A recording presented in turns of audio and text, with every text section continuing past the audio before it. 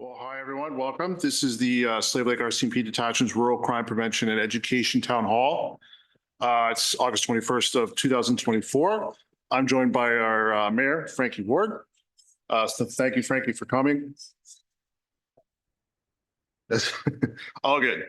So the purpose here is for community engagement and to present our current annual performance plan priorities, to see feedback from the community, and then answer any questions you may have. We do have a little bit of a slideshow if you can pop that up, guys.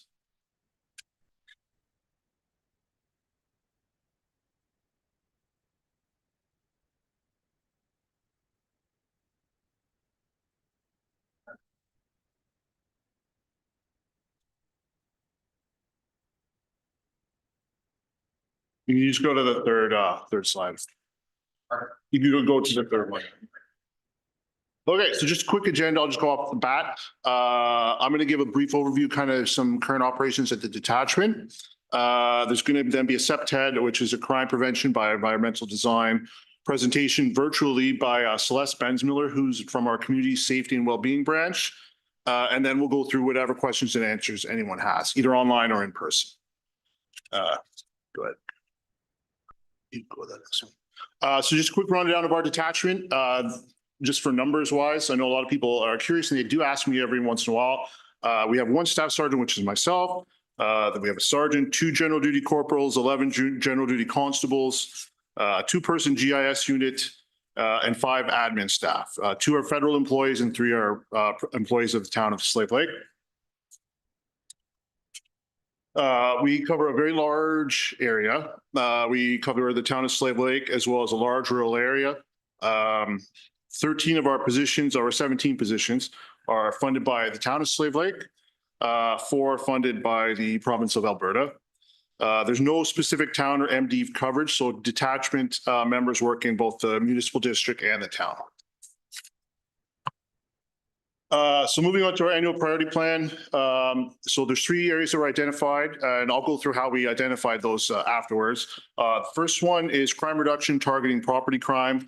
Some of our initiatives year to date are proactive hotspot patrols, proactive industrial area patrols, proactive patrols in our rural areas, and then bait item deployments. Those are some of our numbers year to date. Keep in mind, these are all based on April, May, and June. So this is as of June 30th. This is just the first quarter of the year. In terms of what a bait item is, I know I get that question often. We have items that are basically wired up with GPS that we place around town in hopes that they get stolen. So we can then track the person, follow them, and hopefully arrest them. Second one is enhanced public confidence and engagement. So there's several points under this. First one's town hall meetings, one of which we're doing right now. This year, I started a Coffee with a Cop, which is a once a month program just to come chat with me and another member informally. We've already done 2 of those this year. There's another one set for next week. For the first time in our MD, which will be in Smith at the coffee shop there. We have a very large MD, and it's tough to kind of get out there, and that's the only shop in our area. So we're planning on doing that next week. Interactions with community groups, schools, sporting groups, etc. We're also tracking those this year. Also, too, just in an effort to get more of detachment happenings out there, media releases and briefs, both investigation-specific releases, as well as a new monthly media release that I started this year. And the last one is assist with starting up a COP program. That moved very quickly. That was one of our priorities set up in April, and that's already happened, which is awesome. So those are our priorities under that section. The last one's targeting prolific offenders. The 2 sections under that are proactive interactions with our prolific offenders, which are basically people that commit a lot of crime or are released from court on court imposed conditions, and warrants executed. So those are our numbers year to date in those areas as well. So how are those goals set? Well, we do consultation with our stakeholders. I met with our mayor here and our council back in March, as well as our from our MD, as well as the MD council, as well as some of our partner agencies, the prosecutor's office, peace officer programs. We also do consultations with our detachment members and support staff, where they give their views of the victims, crime trends, and just real-time experience to build our plan. Go ahead. So in terms of how the goals are set, so the detachment commander, myself, we identify the final priorities for the upcoming year based on crime trends and the concerns of all the stakeholders. And then each council is presented with the finalized priorities and then signs off on them. The next slide here, it might be tough to read. I try to make it as big as I could. This is the first quarter of the year. I just presented this to council, I believe a couple of weeks ago. You can kind of see some file counts. I know it's really low. The main one we always get and we always focus on is property crime. You can see that from 2023 to 2024, there definitely is an increase in, for instance, break and enters. It is something that's obviously on a priority list. Overall property crime is down 7%, but we want to target break and enters and theft from motor vehicles, which is our two drivers to that area. Other notable things on this page, there's a large increase in disturbing the peace, which is basically drunk people around town this past quarter. And you can go on to the next one. The next slide, it might even be tougher to read. This is more just generic file types. Only two I'll point out on here. The one I like to see is our roadside alcohol suspensions have gone up significantly. Our members have been focusing on that area the past 3 months. And it's really tough to see, but at the bottom, you can see suspicious persons or vehicles or properties up 71%. That's just because I'm asking for that. The last 3 months, I've been pushing that every news release I do or at council meetings. And the more calls we get about suspicious people, we map that. And if they're able to, we do arrest them. I'm going to go into some files next where that played a part in arresting them. So that was good to see.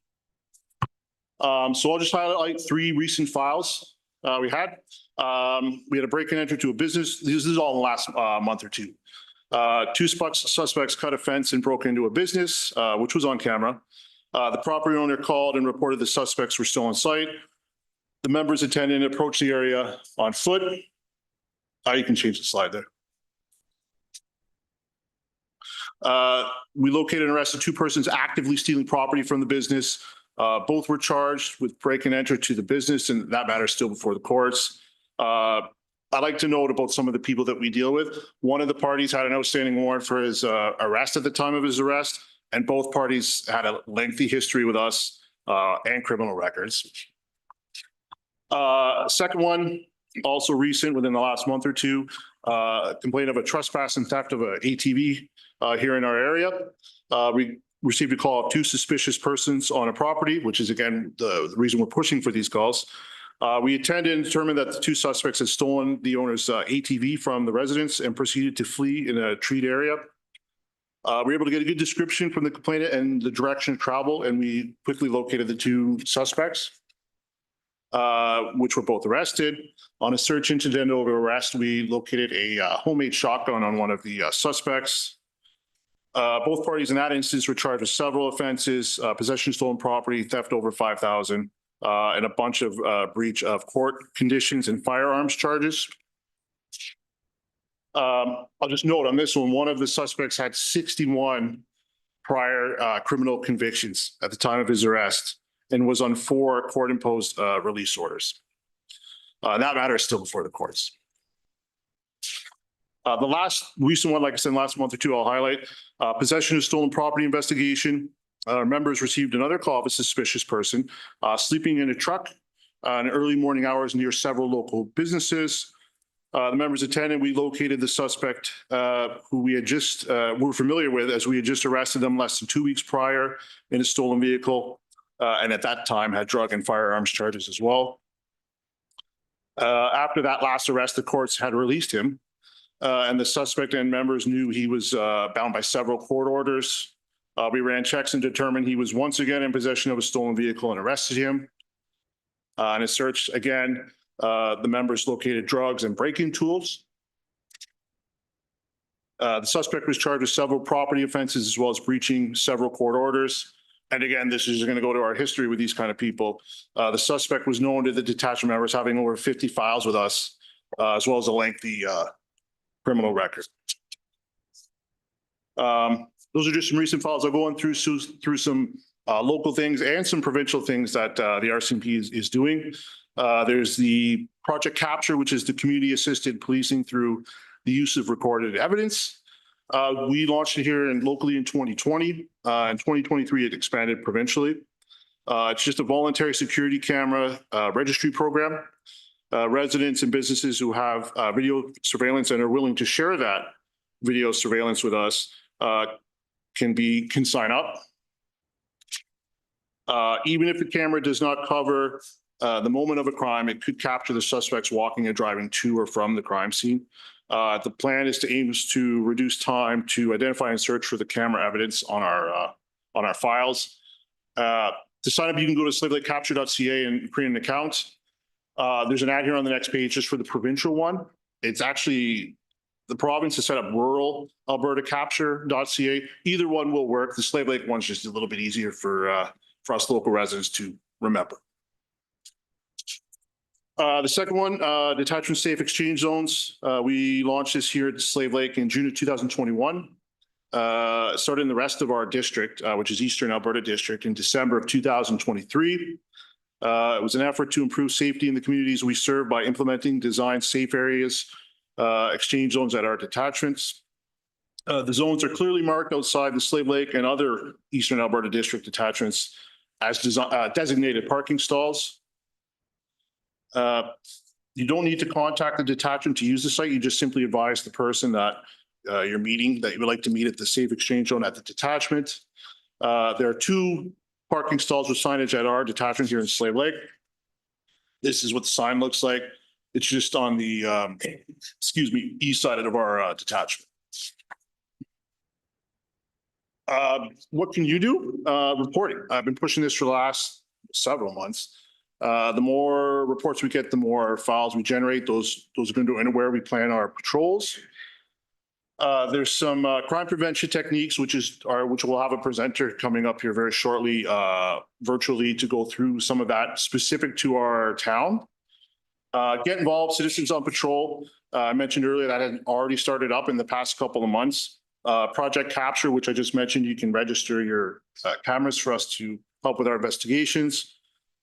Just know your neighbors, know if someone suspicious is in your area, and then call it in. As we saw 70% increase in suspicious persons calls, and 2 of our recent files were led to an arrest in that area. What are we doing? We're trying to get a property crime examiner at our detachment, basically someone that can examine forensic evidence locally so we don't have to send it away. We had someone identified, they had a family emergency, unfortunately, so they've been rescheduled to get that training, but we should have one of those locally here, hopefully by the end of the year.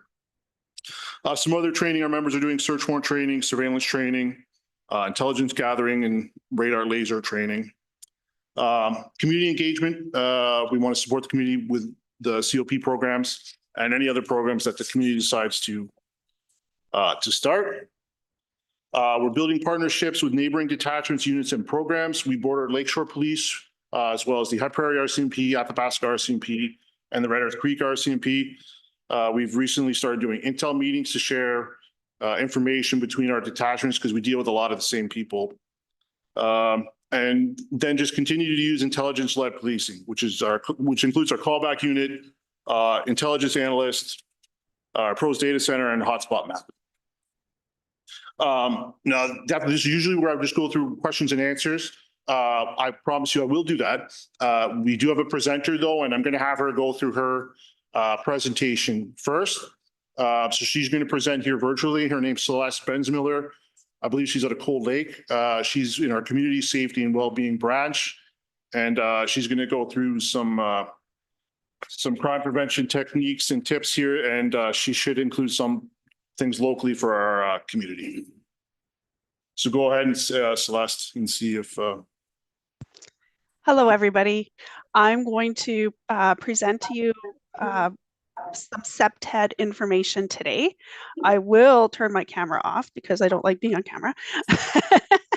And I will share my presentation.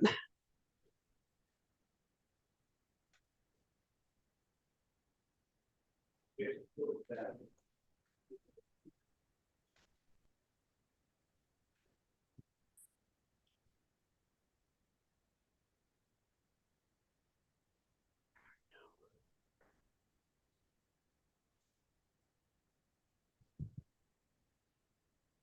everybody see that? Yeah, we can see it now, Celeste. Perfect. All right. Well, thank you for giving me the opportunity to talk to you today. My name is Celeste Bensmiller, and I am one of the 4 crime prevention liaisons for Alberta. Our unit is under the umbrella of the Community Safety and Wellbeing Branch, which is a component of the crime reduction strategy for K Division. I would like to introduce you today to one of our main initiatives, the crime prevention through environmental design. If you have any questions about the presentation, I would just like for you guys just to wait until the end of the presentation, or you could always email this email address and they will be addressed.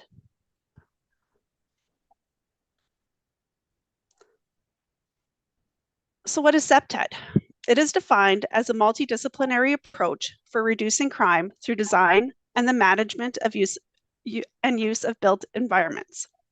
CPTED strategies rely upon the ability to influence offender decisions that precede criminal acts by affecting the built, social, and administrative environments. People always think that crime prevention is only a police action, but no, it's not. We all have to contribute to crime prevention, and CPTED is a way that we could all help to protect our properties, let it be commercial, residential, or even industrial. Everybody from police, town council, home and business owners, and the public need to work together to affect change. And by using the CPTED principles and strategies to all properties, this could help reduce crime trends and occurrences.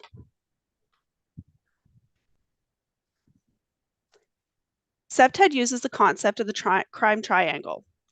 This illustrates that a crime requires a victim or target, an offender with the desire to commit a crime, and the opportunity for the crime to take place.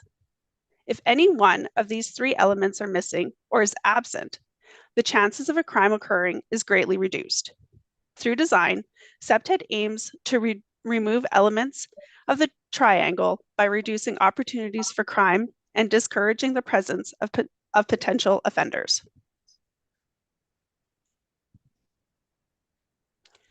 Criminals tend to weigh the risk over the reward when deciding if they will commit a crime. If they feel that the risk is low of getting caught and the reward is high in committing the crime, they will follow through with that offense. If they feel that there is a high risk of getting caught and there's a low reward or value, then the offense often does not occur. As a property owner, it is important to keep this in mind when looking for your security.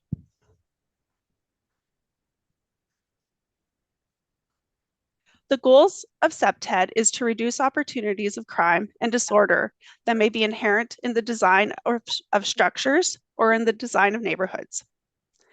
This goal is accomplished through the involvement of CPTED practitioners in the planning, development, and design review of community projects and new developments as well as existing problematic sites. CPTED uses various tools to evaluate environmental conditions and utilize intervention methods to control human and criminal behavior to reduce the fear of crime. The benefits of CPTED include the reduction of crime, reduction in the potential of crime, and the decreased fear of crime, revitalization of neighborhoods, increased positive activity in the area, and it empowers property owners to tackle crime by increased collaboration between municipalities and the public, improvement and beautification of the physical environment, and bring opportunities for increased community connectiveness.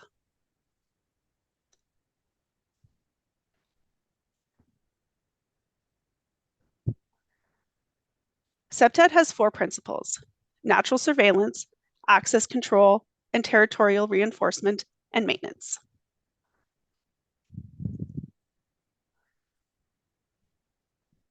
Natural surveillance uses the physical placement of windows, lighting, landscape, walls, and fences in order to create increased visibility. Criminals like the idea of anonymity, and they are most likely to commit crimes when they feel that they cannot be seen. Seeing and being seen are important aspects to crime prevention. Eyes on the Street encourages the intentional placement of physical features to maximize visibility and offer clear sightlines. If you are inside your home or your place of business and you can see what's happening in the street, others can see through to your home or business, and they can notice if a crime is being committed. This increases the chance of unwanted activities will be seen by others and reduces the chance that they will take place.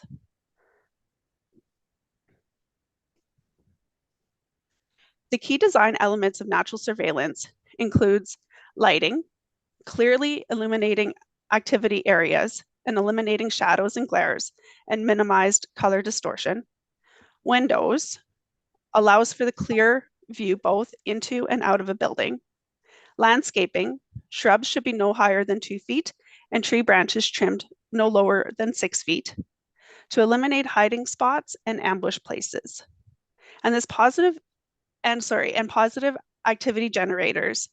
When you have areas that create an inviting space for intended and positive behavior, the intended users will use that space and discourage criminals to lure as they can be noticed by those intended users.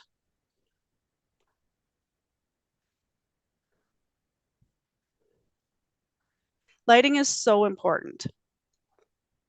Lighting gives criminals like to commit crimes in the dark. They don't like to be seen.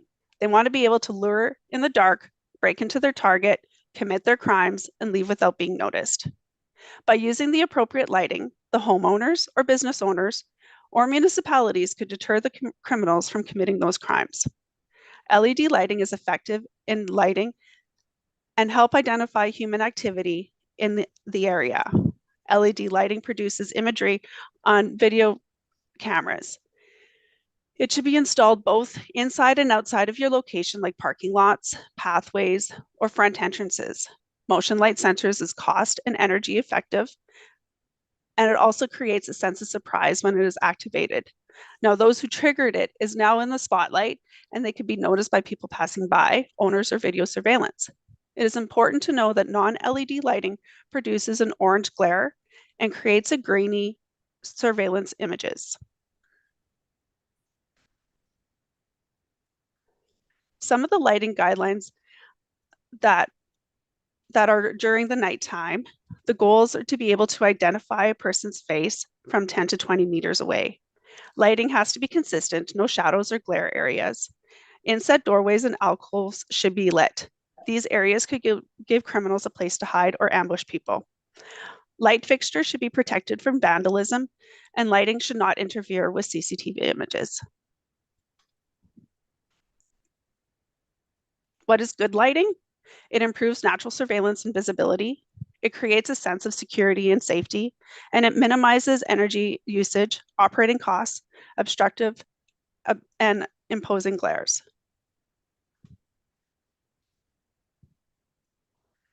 This picture shows the difference between LED lighting and non-LED lighting. The lights with the orange tinge does not give a true color, and the LED lights give the true color. When looking at a video surveillance, a civilian can give a true description of a vehicle or clothing to the police. This could help narrow the search for a suspect.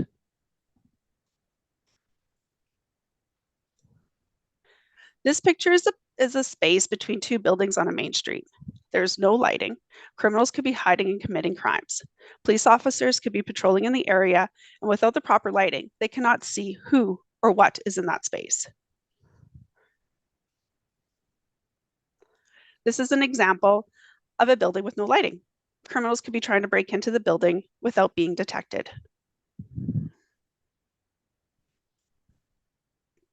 This slide shows the importance of lighting. On the left is a gas station at night. There's no lighting in the parking lot or on the building. Criminals could use the cover of darkness to commit crimes in this location. When police officers patrol the area, they cannot see what is happening because of the lack of lighting.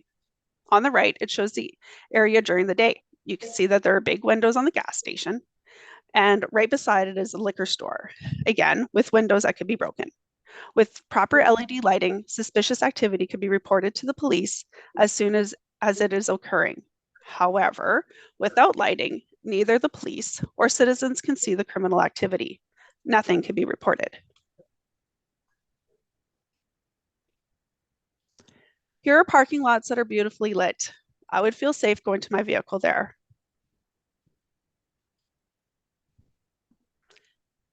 Here's a good example of how lighting does not work with video surveillance. It is important to try to place lights in conjunction with video surveillance to ensure that they are working together instead of against each other. Trees and shrubs are beautiful. However, we have to acknowledge that they could produce hiding and ambush spots.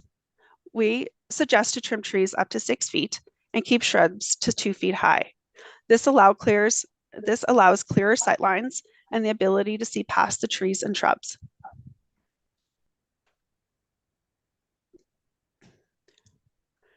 The trees and bushes inhibit the clear sightlines here.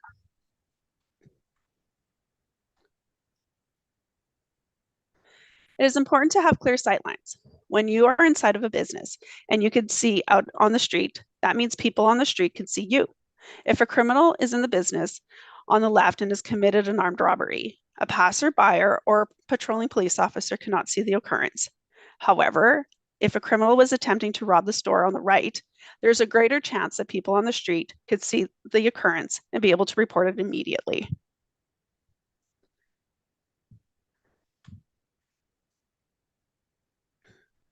The do's of natural surveillance. Do place your cameras where the roof and ceiling meets the wall. Do protect your cameras from the weather, tampering, and vandalism. Do securely mount your cameras so that there's no shaking or vibrations. Do place cameras in heavily trafficked or shrub-heavy locations. And do have security mirrors in blind spots. The don'ts of natural surveillance. Don't install a camera in an area where it won't be well lit. Don't attach a camera to its gutters. Don't limit your camera just to your front door of your business or your home. Don't place the camera right above a basement window. And don't assume wireless completely means wireless. That is not always the case.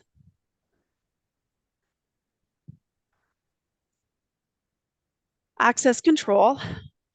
Natural access control serves to restrict access to the premises. It guides people entering and leaving the property through the placement of entrances, exits, landscape design elements, signs, gates, fences, and lighting. The appropriate placement of the above noted features serves to deter criminal activity as it denies criminals access to potential targets by creating a perception of risk.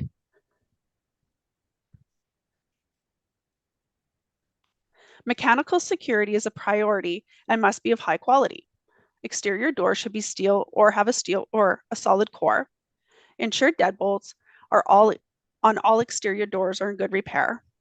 Alarms announcing someone has entered the building. It is also recommended to use a minimum of a 3-inch wood screw into the striker plate, not decking or drywall screws. Peepholes are also recommended on solid doors. You could then see if there's somebody on the doorway before you open the door, and this decreases the chance of getting ambushed. Many property owners have sheds in the back alley and have locks just like this. Hasp blocks are easy to pry off and cut. As you see, this one has been replaced a few times after being pried off. Use the tamper-proof padlocks and padlock guards, and it makes it harder for the criminals to access a building.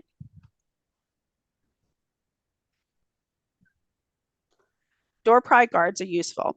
It makes it harder for criminals to pry the doors open to gain access to the building. Pry guards are a deterrent and they delay criminals from entering the building.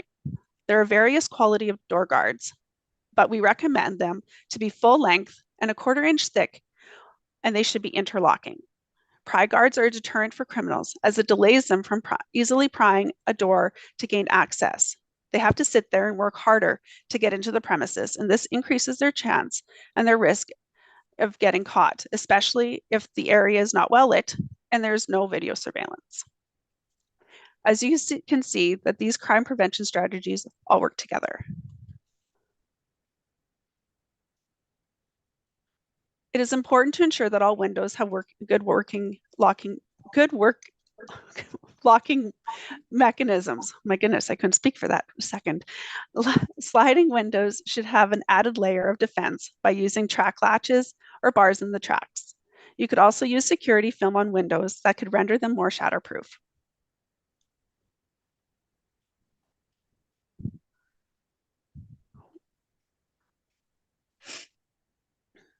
Barriers could be used for multiple reasons.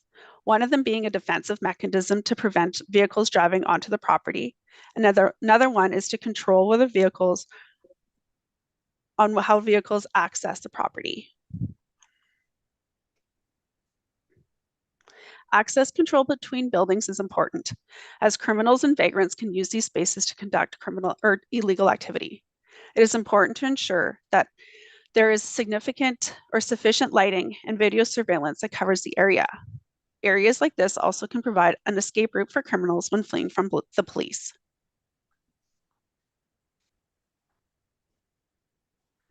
Territorial reinforcement provides a sense of ownership, defining property lines and clear distinctive distinctions between private and public spaces by using landscaping, architectural elements, patterns, textures, colors, lighting, space planning, and signage.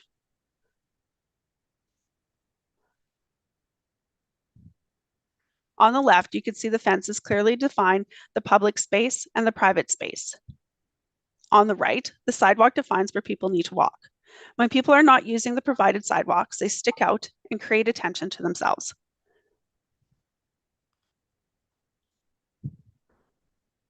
Bollards can be decorative and useful in crime prevention.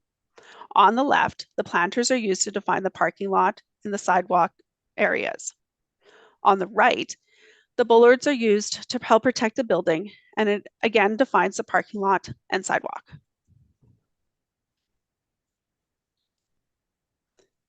Signs are used as a deterrent. If criminals know that there are video surveillance at the location, they might pass that property by. The risk becomes bigger for them to commit the crime at that location. Maintenance gives a sense of guardianship and is a strong deterrent for criminal activity. Creating a sense of guardianship entails regular and good maintenance of the property, keeping the lawn trimmed and clean of debris, shoveling the sidewalks, repairing broken windows, or repairing fences in a timely manner.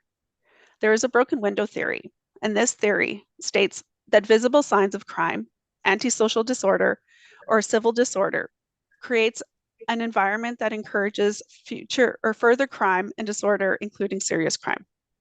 As a property owner, it is important to ensure that you have a maintenance plan to ensure that all tasks are being completed all year round.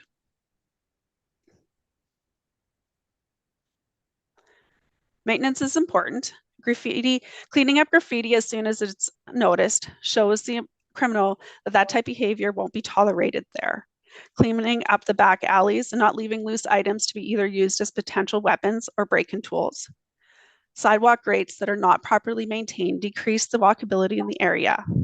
Decreased walkability gives criminals a chance to commit crimes when nobody is around and forces intended users to use other means like a back alley to gain access to the businesses, or they will not go into the area at all. Here's a perfect example of a sidewalk that was redone.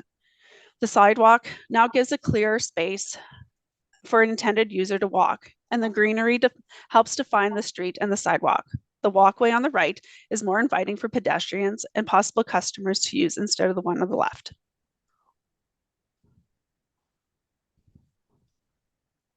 Again, these pictures illustrate the importance of maintenance. The sidewalk is fixed and completed. The walls were painted. Inviting tables and chairs were placed for intended users to stay and enjoy a meal or a beverage. Lights were strung. Covers on the air conditioning units were installed. Now this area looks and feels more inviting to use.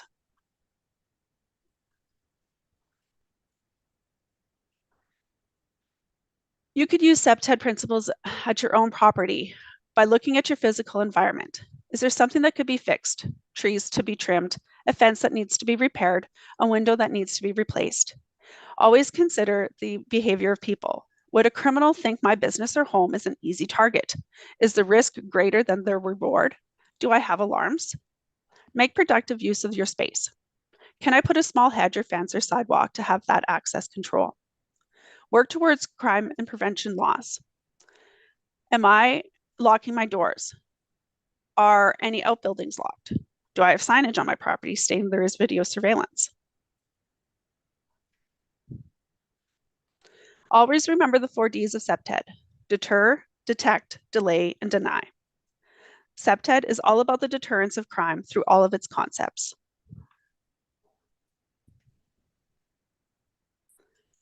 Detection of crime is done through access control, alarms, video surveillance, and audible alarms.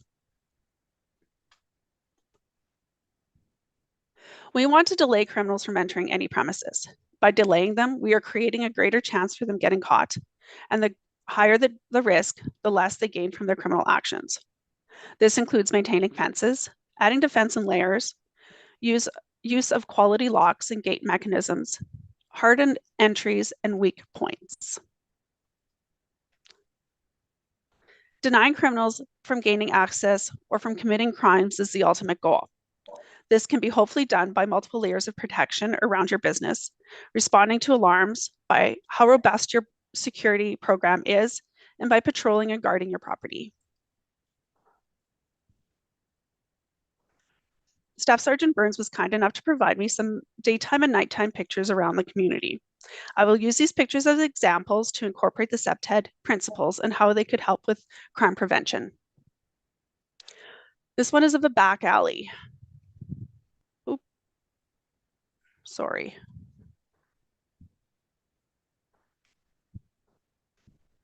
There we go.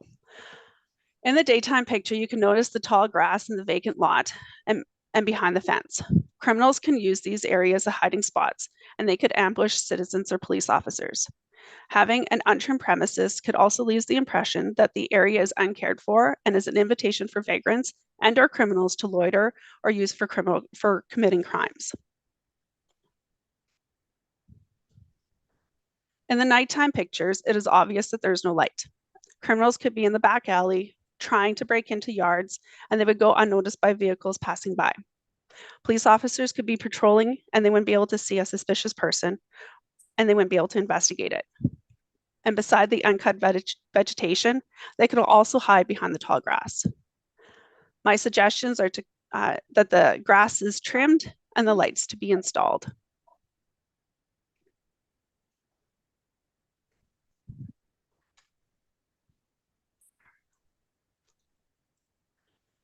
This location is very well lit. When a police officer or vehicle is in the area, you can see that there's any suspicious persons in the back alley, by the doorways or windows, or even if they're trying to get into the garbage receptacles. So this is an excellent area that's well lit.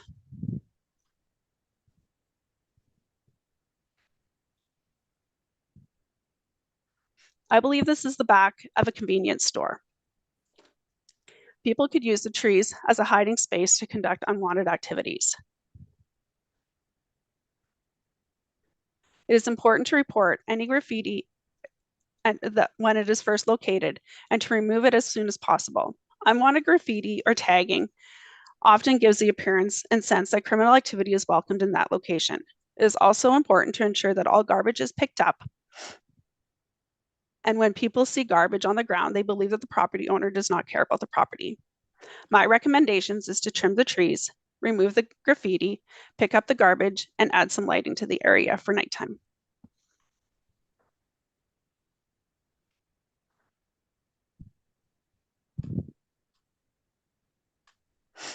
This location again shows the importance of maintaining the whole property, including where the garbage cans are.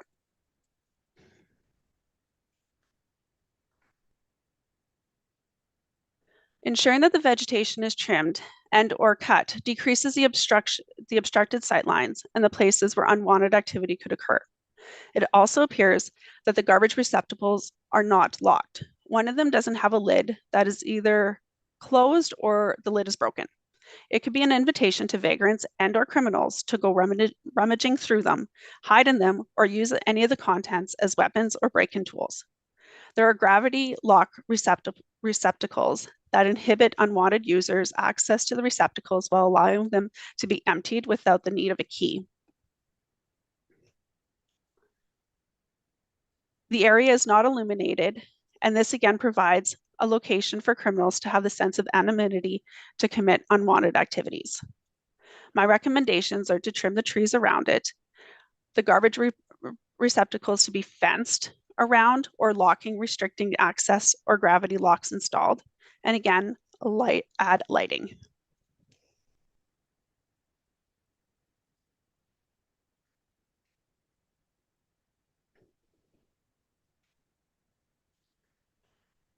CPTED concepts of natural surveillance is once again demonstrated here. The sightlines and windows are blocked due to the overgrown vegetation and bushes. Access control is very well demonstrated at this location. There are sidewalks that clearly show where intended users should be walking. There's also a bench and a garbage can for them to use. The vegetation helps guide the users to stay away from the windows and use the proper sidewalks. It just needs to be trimmed. There's a great example of two different lightings. The LED lighting provides a true color and illuminates the sidewalk beautifully. The orange tinge of the other light does not provide the true color and is not as bright as the LED lights. The location is also a great example of how vegetation can provide unwanted shadows. There are windows that are behind the trees, and criminals could use these shadows and cover of the trees to gain access to the buildings through the windows. There's also a picnic table in the shadows. It could be used to loiter on or used to gain access to the windows. And there's no lights on the walls where the windows are. The untrimmed bushes by the doorway could also be used by criminals to ambush users of the building when they are exiting. My recommendations are to cut back the vegetation to 2 feet, to use a 2 feet and 6 foot rule to allow for clearer sight lines, and ensure that all lighting is LED. The lighting to the wall, to add lighting to the wall and the windows, and move the picnic table where it is illuminated. And if there isn't a peephole in the door, I would also suggest to install a peephole so anybody exiting the building could see if there's anybody outside the door.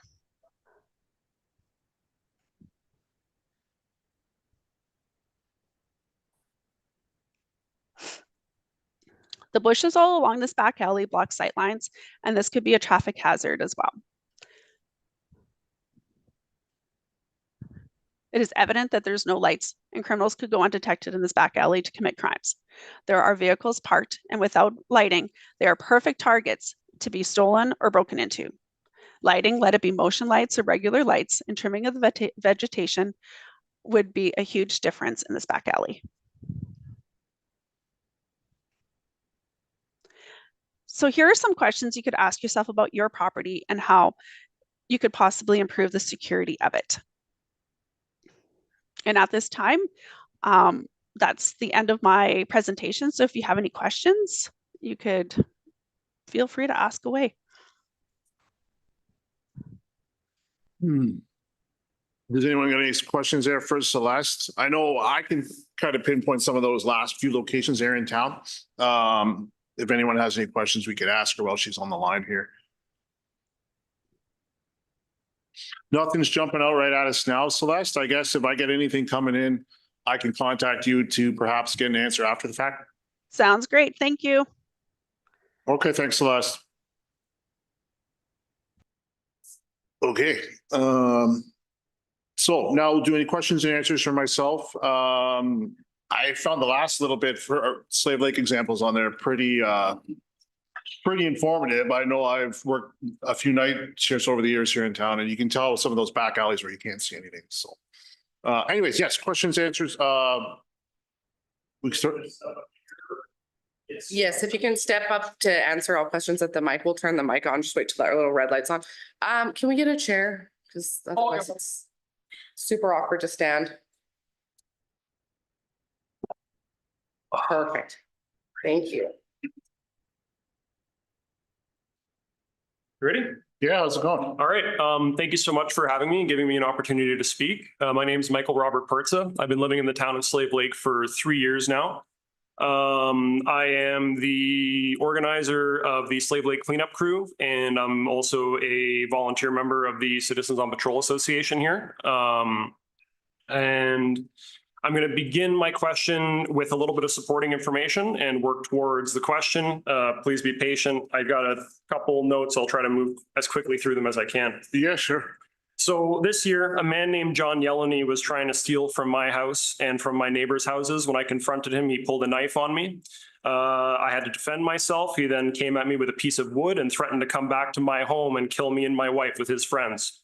He was arrested and he was charged with 2 counts of assault with a weapon and 2 counts of utter threats. He was released almost immediately, and me and my wife, the victims, were not informed of his release. Afterwards, months later, we were doing operating a Slave Lake Cleanup Crew event near the Northern Lakes College. John Yellowney was on site. An officer came and removed John and informed him that if he returned to the area, he would be arrested. John returned to the area within 1 hour's time. 2 officers arrived, no arrest, no charges. He failed to appear for his court date regarding the assault. He was arrested and released, again on conditions which he fails to cooperate with. He assaulted a security officer, an Apex officer. RCMP arrived. RCMP officers did not want to arrest or charge John, and Apex had to basically force them to do so. He was released the next day. The next day when he was released, he was caught smoking meth near an elementary school. No arrest, no charges. How many similar cases with just this one individual are we not aware of where he was caught breaking the law and there was no arrest and no charges? Jeremy Ledour, I was on a Citizens on Patrol. I witnessed Jeremy doing obvious drug deals in broad daylight in front of the McDonald's, and I followed him around town. I reported it to the RCMP. Unfortunately, the officers were busy with a case that you had mentioned earlier about the theft and the shotgun and all that. So they were unable to arrive at the scene during that time. I followed up with an officer the next day. He informed me that the RCMP Slave Lake GIS unit is not interested in investigating Jeremy Ledour. Just the other day, Jeremy Ledour was caught selling drugs at Summer Splash in front of children at a children's park. Is he behind bars? Has his motorhome been impounded? There is no direct line of communication for Citizens on Patrol. When we check in, we have to call RCMP dispatch. We have not been allowed a line of communication with an officer on duty, as is a custom for Citizens on Patrol programs. The Citizens on Patrol program is falling apart because it is non-functional, because you're not holding up your end of the deal. The Slave Lake Cleanup Crew is falling apart because these people are allowed to come back to these same areas and make the same messes. And people are getting tired of cleaning up the same crap in the same spots. We are doing our part, and you are failing to hold up your end of the deal. Everything is a waste of time if the RCMP in the town will not hold up their end of the deal. How much longer until the next fatal triple stabbing happens right outside my home? How much longer until my wife has to save somebody's life, leaving no frills because they're having a drug overdose in front of the door in the middle of the day? How much longer will it be until a child contracts HIV from a needle in the sand at one of our local playgrounds where all the drug addicts hang out? How much longer will it be until an old lady is robbed on a walking trail again? The people will take matters into their own hands, and they will suffer the consequences if this is not dealt with. If all of these people that are terrorizing our community were actually arrested and charged every time they broke the law, maybe some of them would actually be in prison where they belong and not terrorizing our community. So my question is, when will the RCMP actually arrest and charge people every time they commit an offense? Will you do your job, or will you continue to be part of the problem? Thank you. Did you want me to answer you, sir? I would love it. I would love an answer. I've been waiting months. Okay, so first off, and I can't really comment on specific cases that may be before the court for obviously for privacy reasons, right? So there's a bunch of different issues there. One, have you ever contacted the detachment to ask about this? I don't believe I've ever talked to you at the detachment. Sit back down. I called the detachment and I asked to speak with you, and I was told that you were going to give me a call, and I did not receive a call back. Okay, that's not normal for me, so I apologize. It's okay. And, The yeah. first thing you mentioned there, you said your name was what, sorry, Mike? Yep. Mike, so the first comment you mentioned there, where you said you were assaulted, someone was arrested and charged. If you weren't updated, I sincerely apologize. Yep, I did receive an apology from the officer whose job it was to inform me. It was a sincere apology. I've been apologized to, and that is the reason why I did not file a formal complaint. Gotcha. So, and like I said, in terms of specific people and court cases, I can't get into too much detail. If we have no control over a couple of things, mainly the justice system, right? If we bring someone before a justice of the peace, I'll just kind of explain, just so you know how it works. If we arrest someone who's, say someone assaulted you, and we said, you know what, he's got a horrible record, we want to try to hold him in custody. We bring him before a justice of the peace on the phone. That justice of the peace is from Edmonton, right? What'll happen is we'll do up a bail package for the person. Most of the time we're against them being released. We then conduct a bail hearing for them at the detachment, and it's up to that justice of the peace whether they get released or not. Sadly nowadays, 9 times out of 10, they will be released. Are you taking any steps towards removing the justice of the peace that is causing all this terrorism in our community? So justice of the peace, that's a provincial thing, right? So Okay. that's something that the provincial government. In your position as the staff sergeant and in other people's official positions in the RCMP, are you guys taking any steps to say, hey, this is wrong, there is danger in our communities, and this justice of the peace is letting these violent criminals out on the streets? Are you doing that? In fact, we had one recently. I don't know if it was in Wabasca or Athabasca. So one of the surrounding communities where they had arrested someone responsible for like 80% of the break and enters in the community. They did a bail hearing for that person and they were released on that. I know our higher ups did formal reporting on that. So usually what the process is, we do that, and then the people that are higher up in our organization out of Edmonton will work with the provincial leaders to try to figure out that situation. I don't know that. It's a lot of words and no action. Just a lot of talking, but nothing's being done. Well, I don't know what happened in that specific case. Like I said, I know the justice of the peace We are being told as citizens, call everything in. Every time you see something, call it in. Do your part, do your part, do your part. You guys show up, no arrest, no charges. Why aren't you doing your part? I keep hearing it's a waste of time. We're going to arrest this guy. We're going to charge him. He's going to be out tomorrow. It's a waste of the court's time. It's a waste of my time too to call it in, but we still do it because we're doing our part. Why aren't you guys arresting and charging every single time there's an offense? should be calling it. I've been pushing for people to call in suspicious persons for months. As you can see from the stats, it's gone up 70%. And 2 of the files that I just did examples of in the last 2 months were based on suspicious people, right? So we want to continue to see that. Those people were definitely arrested and charged. Are you going to instruct your members in this detachment in Slave Lake to arrest and charge every time, yes or no? Well, there's a lot of factors that play into these. I don't want factors. I want a yes or no answer. Are you going to instruct your members to arrest and charge every criminal offense every time it's called in? Yes or no answer. I'm not answering with a yes or no answer. Well, then I will not talk to you anymore and I will sit back down and you can take the next question. Thank you. If I could jump in here, and Mike, I'll talk to you about it.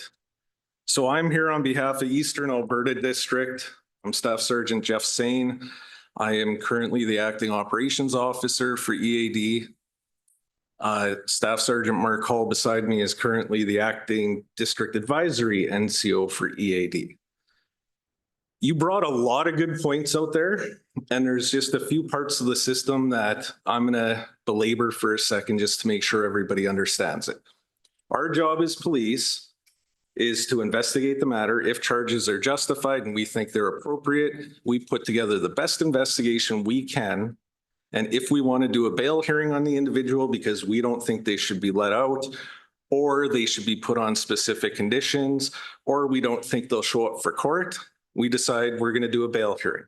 We put an entire package together, send it off to the provincial Crown prosecutor in charge of bail hearings. From there, we're along for the ride. It's up to the provincial Crown JR bail hearing prosecutor, the provincially appointed justice of the peace, and defense counsel that they get for free in that bail hearing to determine what happens on that release. So if we arrest them, we do a bail hearing, they get released, it's out of our control. I'll tell you right now, during those bail hearings, if we try to speak up and say something, we get told to be quiet and let the lawyers do their job. That's about the releases. When it comes, you brought up that point on them getting released, so I'm addressing that. When it comes to catching them, and we'll use Yellow Knee, is that the example you used? Like Staff Sergeant Bruin said, not notifying you was an issue. The member apologized. As a victim, you should be notified. When he showed up at that public area that you were at, I could see a member going there and determining he didn't know you were there and maybe not charging. The second time he came back, that charge should have been laid. Absolutely. That's the problem. Now, That's exactly what I'm talking about. I'm not talking about what happens after. I'm talking about them doing their job on the street. now with that said, sometimes not every police officer is perfect and sometimes they make mistakes. Sometimes they don't know better and sometimes they just need to learn. That process is taking place now with the Slave Lake RCMP. Let's see some results. I'm confident in the last month and a half results have been seen. And quite honestly, moving forward, there's going to be results seen. Thank God. Like I said, we're both here on Eastern Alberta districts representing them, and this is going to get dealt with and improved one way or the other. So I am confident the community, the mayor, council, and every other stakeholder is going to see an improvement if they haven't already over the last month and a half. And Mike, I'll add, if you have something that happens to you, man, just call me at the detachment. I will 100% deal with you. If you call and they say I'm out, just call back later in the day. If you want, I'll give you my card with my email. You can feel free to email me. I have access to my email outside of work, on my work phone. So if that works, you got an issue, just shoot me an email. I'll deal with it right away. I promise you. Okay? Right. Here's my card. I'm looking forward to seeing something change.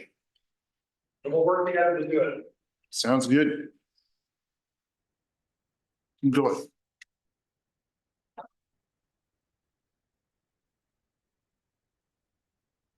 My name is Kelly Anderson, and I'm a member of the community and of the business community.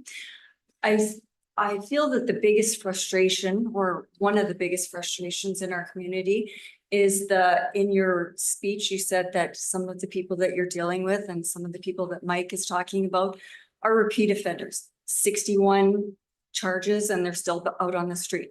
So obviously your frustration is part of the system is failing, right? The system is failing. The person is just completely not being rehabilitated and the system is failing. So as a united front of police officers, what are you doing to try to change that? Because I tell you, in any other workforce, if something was failing, that system would get changed or they would try to change it. In that particular system, it's we don't have any control over that system. The federal, oh, sorry. I'm sorry, I feel like that's not true. So the federal government writes or can amend the criminal code. The provincial government is the one that deals with the justice system here in the province of Alberta. I know there's always been issues with the justice system since they changed the release process back, I think it was 2019, where we're supposed to release people on the lowest form available. That's was mandated about 5 years ago by the federal government. So it's I don't like seeing it. As we showed, a person that's been 61 criminal charges gets arrested and gets released. Should they really be released by justice of the peace? In my personal opinion, no. But again, that's something on the provincial justice system that should not be, in my opinion, releasing. But as a united front of police officers, are you telling me that I don't know how many police officers there are in Canada? In every community, you're all having the same issues. Are you telling me that you cannot pull it together to challenge that and try to make a change? Well, we're definitely bound by federal legislation, right? I know some person had come in with very similar comments back in, I think it was April or May. And they actually, I don't know if you were part of that group, they actually attended court here just around the corner here. And after court, the judge explained to him how his hands are tied by some of the legislation that he's allowed to be releasing people. And he gave a very, from what I wasn't there, but from what I was told, a very good explanation to the 15 or 20 people that had attended court that day as to why. And he suggested to the people in attendance to push for their elected representatives to push for a change, both on a federal and provincial level. So that's something that you and I, as a private citizen, can push for when we vote. But like I said, some of these things are mandated in legislation, and we don't write legislation. So I understand that you don't write legislation, but you're employed by the government to protect us. You're challenged by the law and by the legislation to do your job. So as a force of a huge amount of people, I feel that there's something that you could do and ask us to back you up as citizens to do. That we're all just sitting back and letting this happen year after year. And your presentation, although it's appreciated, it's just telling us how we should all spend more money to protect the property that is ours. And most of us in the community have done absolutely as much as we possibly can. Some of us have already been hit several times after spending that money. And the solution that you're providing us is just to continue to spend it, whether that is to hire Apex from the town to buff up that and to add lighting to our parking lots and trim our hedges or whatever. And I think most people just want to see what we can do to try to get the criminals off the streets, whether that means rehabilitation, prison, or whatever that, or it stopped in its tracks. I think if you talk to a large majority of police officers, I would say most would want to see legislation enacted that would allow us to hold people in custody. So what are you going to do to try to help us do that? Well, that needs to be pushed through our local MPs. That's something you as a private citizen need to do. I know I've met our local MP several times, Arnold Viersen, I believe his name is. And he's definitely on board with that. And I know he's, like I've talked to him privately, he's mentioning that he's pushing for that at a federal level. It's just that his government is not in power right now. So I don't know. I'm not a political guy myself, but I know he's definitely on board with that, our local representative. But that's something that needs to be pushed for on your end, either through the provincial level and. I think you have more power than you give yourself credit for. And if you guys rally together, you could get something. You know what? I'll check. If you want, I can see if the RCMP has set up something to push the federal government. If you want to leave me your contact information or call me on Monday, I'll look into it for you, I promise you. I think you can make it. What's that, sir? I said, I think you can make it. Come. Might take some Okay. time. You know what, Kelly, I'm going to jump in there because believe it or not, this is like my favorite topic to talk about. We're trying to get some slides brought up so that everybody can see it. So ultimately, when it comes down to what we're doing, I'll use Athabasca as an example. Calling Lake declared a state of local emergency last year. The Athabasca Detachment did great work and they caught a young offender that was responsible for the last 18 of the 20 break-in enters that they had. That detachment put together a full bail package, full investigation, wrote a big, long criteria of detention. This is where we express to the Crown on why this individual should be remanded in custody. And it was very blunt. It was very frank. It included all his criminal record, all the current investigations that he was the subject of complaint on, the suspect on him. And when the bail hearing was conducted, the Crown prosecutor conducting the bail hearing did not make an argument to remand the person. They actually had a joint submission with the Defense Council to release him on no cash bail, even though he was already released on no cash bail. We don't get a say in that. I can tell you that the detachment commander in Athabasca emailed me in district. I took it up through district. It went up through the RCMP provincially. They addressed the province on that, and the province is now looking into that. I can tell you from, I'm actually the detachment commander in Westlock also. I can tell you from our viewpoint, one of our Crown prosecutors' biggest concerns that they've asked me for help with is there's a backlog of court cases in Westlock. 2-3 years ago, they took a court date out of Westlock, put it in Barrhead, and since there's been a backlog that the Crown wants to clear, they just don't have enough court time. When the Crown went through their chain of command to try to get that court date back, they were told no. I've now been going to my towns and counties saying, you always offer to help us. Go to the province and ask for that court date back.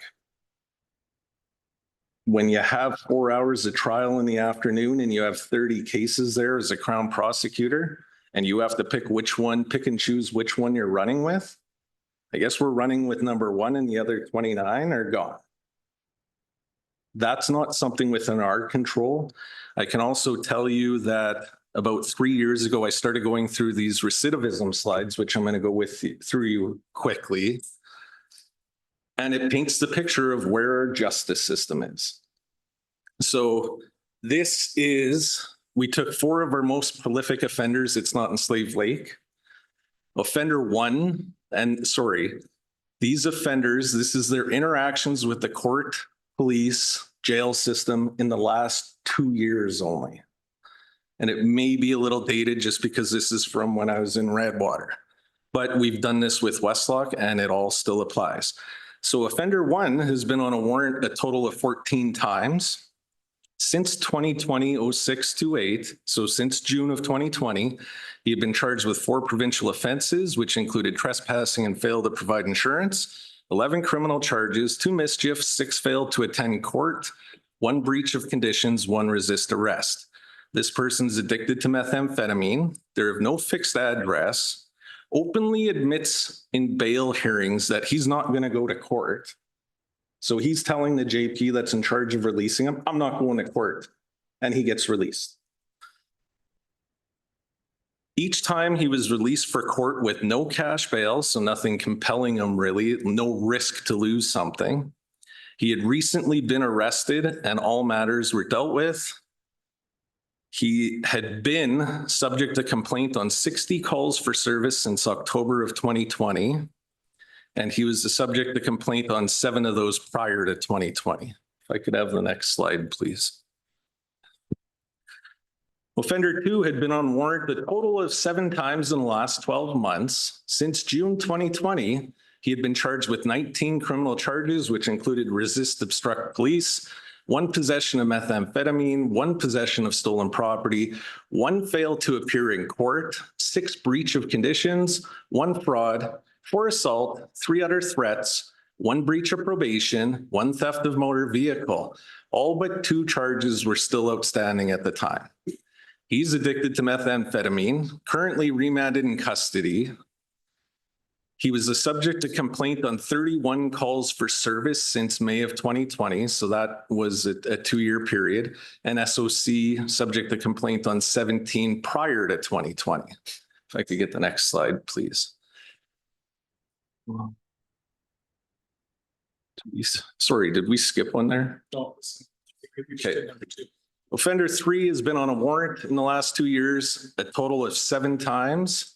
He's been charged with 42 criminal offenses, which included 1 break and enter, 1 mischief, 8 possession of stolen property, 1 failed to appear in court, 27 breaches of conditions. So that's where he's been arrested, released by a judge or a justice of the peace on conditions, and we caught them breaching it. 1 fraud, 1 resist, obstruct PO, 1 possession of methamphetamine, and currently had 22 charges before the courts. He's addicted to methamphetamine, currently was in custody, had been subject to complaint on 41 calls for service since February of 2020, and additionally on another 62 calls for service since June of 2016 to February 2020.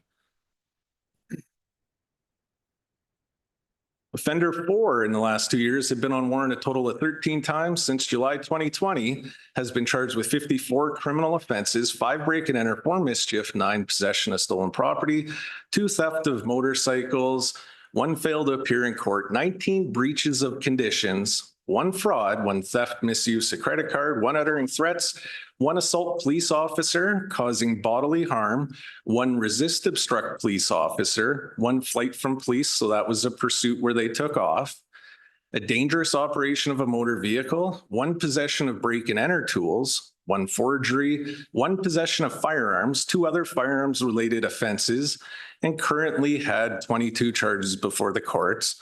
They are also addicted to methamphetamine.